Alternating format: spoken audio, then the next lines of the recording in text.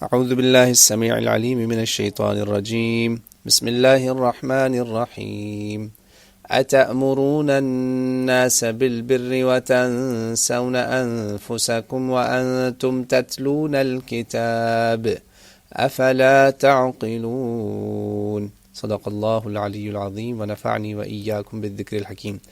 الحمدللہ آج آپ سورہ بقرہ کی آیت نمبر 44 جو ہے 44 کا ترجمہ سنیں گے اللہ تعالیٰ، اور اس کا انشاءاللہ فہم بھی۔ اللہ تعالیٰ فرماتے ہیں، کیا تم لوگوں کو اچھی باتیں بتاتے ہو اور اپنے لیے وہ سب بھول جاتے ہو، جبکہ تم خود کتاب پڑھتے ہو، کتاب جانتے ہو؟ کیا تم ہوش نہیں کرتے؟ کیا تم عقل نہیں کرتے؟ تو اس کتاب اس میں کس کتاب کا ذکر ہو رہا ہے اور کس بھلائی کا ذکر ہو رہا ہے، یہ بات بالکل واضح ہے۔ سب سے پہلے تو اس کا شان نزول یہ سمجھیے کہ اس آیت مبارکہ کے پیچھے آپ سیاق و سباق اگر دیکھیں تو یہ اصل میں ایک خاص طبقہ تھا علماء یہود کا، جن کی طرف اشارہ تھا۔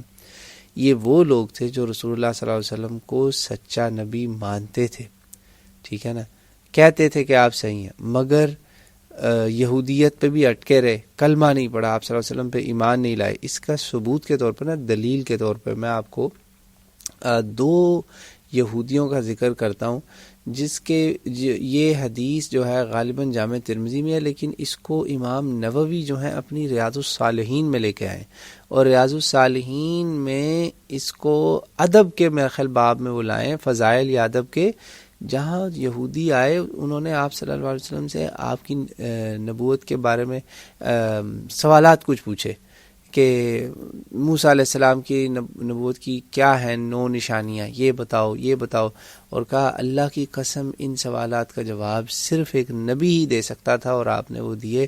پھر وہ رونے لگے، آپ صلی اللہ علیہ وسلم کے پاؤں میں بیٹھ گئے اور آپ کے قدموں کو چوما یہودیوں نے۔ اللہ اکبر، یہ اتنی مشہور یہ روایت ہے۔ تو آپ صلی اللہ علیہ وسلم نے کہا تم کلمہ کیوں نہیں پھر پڑھتے؟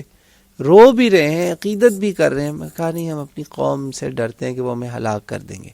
یعنی ایسے بھی لوگ تھے یہود میں، یہاں ان کا ذکر ہے، یہ وہ ہیں، یہ بھی حق کو چھپا رہے ہیں مگر یہ خود عمل نہیں کر رہے، یہ حق بتا دیتے ہیں، یہ وہ چھپانے والے نہیں ہیں جیسے پہلے تھے جن کا ذکر ہوا نا، مکس کرتے تھے حق اور باطل کو۔ یہ وہ لوگ ہیں جو حقانیت کے ساتھ بتاتے ہیں کہ یہ سچا دین ہے، نبی سچا ہے، اس کی تعلیمات سچی ہیں، مگر عمل خود کلمہ نہیں پڑھنا۔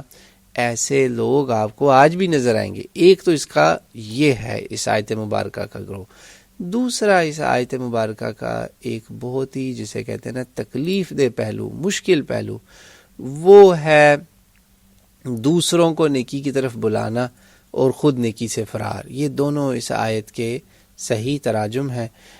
اس پر میں آپ کو یہ بتاؤں کہ یہ جو آیت ہے نا، اس کا اطلاق ہر اس بندے پر ہوتا ہے، ہر اس بندے پہ جس میں نمبر 1 ہے علماء، خطباء، واعظین، نصیحت کرنے والے، جو لوگوں کو بتاتے ہیں، اور باقی لوگ بھی جو کسی کو تو اچھائی کا بتاتے ہیں مگر خود برائیاں کرتے ہیں، خود اچھائی پہ عمل نہیں کرتے۔ جی ہاں، اس آیت کا مخاطب وہ لوگ بھی ہیں۔ اس میں صحیح بخاری اور مسلم کی میں آپ کو ایک وہ حدیث بتانے والا ہوں جو بہت ہی خوفناک حدیث ہے، ٹھیک ہے نا، مشہور حدیث ہے کہ روز محشر ایک بندہ ہوگا جس کو جو دوزخ میں اپنی انتڑیاں جو ہیں، آنتیں، ان کو لے کر گدھے کی طرح گھوم رہا ہوگا، چکر لگا رہا ہوگا۔ تو لوگ اس سے پوچھیں گے کہ یہ تم کیا کر رہے ہو، یہ تم کیا کر رہی ہو، تمہیں کیا ہوا ہے؟ تو وہ بتائے گا کہ میں وہ آدمی ہوں جو لوگوں کو تو اچھائی کی طرف بلاتا تھا مگر خود اس پر میں عمل نہیں کرتا تھا۔ جی ہاں، یہ انجام ہے۔ اس کے علاوہ بھی بہت ساری اور احادیث ہیں جن میں ذکر ہے ایسے لوگوں کا جو جن کے قول و فعل میں مطلب تضاد ہے۔ مسلمانوں کی اب بات ہو رہی ہے، جو کہتے کچھ ہیں، لوگوں کو اچھائی کی طرف بلاتے ہیں مگر خود اب ذاتی طور پہ عمل نہیں کرتے۔ تو اس میں ان لوگوں کا تذکرہ ہے۔ اللہ تعالیٰ مجھے آپ کو اس قباحت سے بچائے۔ یہ بالکل جو ہے نا خطرناک معاملہ ہے، اس کو دوزخ میں لے جانے والا معاملہ ہے۔ یہود کی بات تو وہ ہو گئی نا، اس میں تو ان کے کچھ نیک لوگ تھے جو مجبوریوں کی وجہ سے لوگوں کو تو بتا دیتے تھے اسلام حق ہے، مگر خود کفر پہ بھی اڑے رہے، کلمے نہیں پڑے، ٹھیک ہے نا۔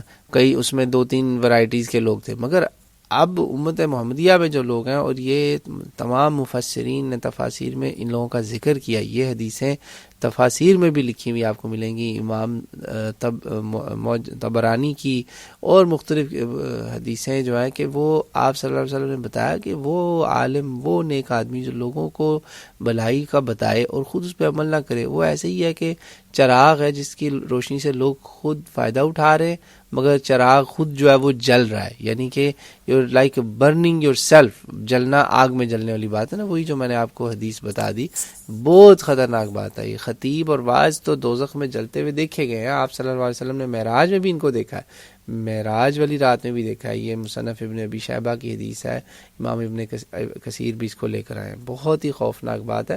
اللہ تعالیٰ مجھے آپ کو اس سے بچائے۔ حد الوسع کوشش کریں کہ جب بھی آپ کسی کو اچھائی کی طرف بلائیں، میں ہوں، آپ ہیں، کوئی بھی، پوری کوشش کریں کہ خود بھی اس اچھائی پہ، اس نیکی پہ عمل کریں، ورنہ تو یہ منافقت میں آ جاتا ہے۔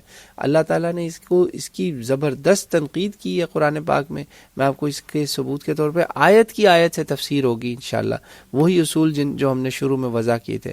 سورہ صف کے اندر اللہ تعالیٰ کہتے ہیں یا ایھا الذین آمنوا لم تقولون ما لا تفعلون، جو تم کہتے ہو دوسروں کو اس پہ خود عمل کیوں نہیں کرتے۔ کبر مقتا عند اللہ، یہ اللہ کے نزدیک بہت ہی غلیظ، گندی بات ہے کہ تم کوئی بات دوسروں کو کہو اور اس پہ خود عمل نہ کرو۔ اور اس میں ہر بندہ اپنا محاسبہ کرے۔ ہم اکثر یہ کرتے ہیں، ہم دوسروں کو جج کرتے ہیں، دوسروں پہ میٹر لگایا ہوتا ہے، اپنے پہ ایک میٹر لگائیں، اپنے کو اینالائز کریں، ایویلویٹ کریں کہ میں، آپ، ہم سب اپنے آپ کو سیلف اینالائز کریں کہ ہم کتنا عمل کرتے ہیں ان باتوں پہ جن کا لوگوں کو کہتے ہیں۔ اگر انشاءاللہ 70، 80، 90% عمل ہو رہا ہے تو شاید ہم بچ جائیں، اگر تو عمل 50% یا اس سے بھی نیچے ہے تو پھر فیل ہونے کے چانسز بہت زیادہ ہیں۔ اللہ تعالیٰ مجھے آپ کو اس سے محفوظ رکھے، ہمیں ان لوگوں میں شامل کرے جو با کردار ہوں اور اچھائی کی طرف لوگوں کو بھی بلائیں اور خود بھی اس پر عمل کریں۔ واللہ اعلم۔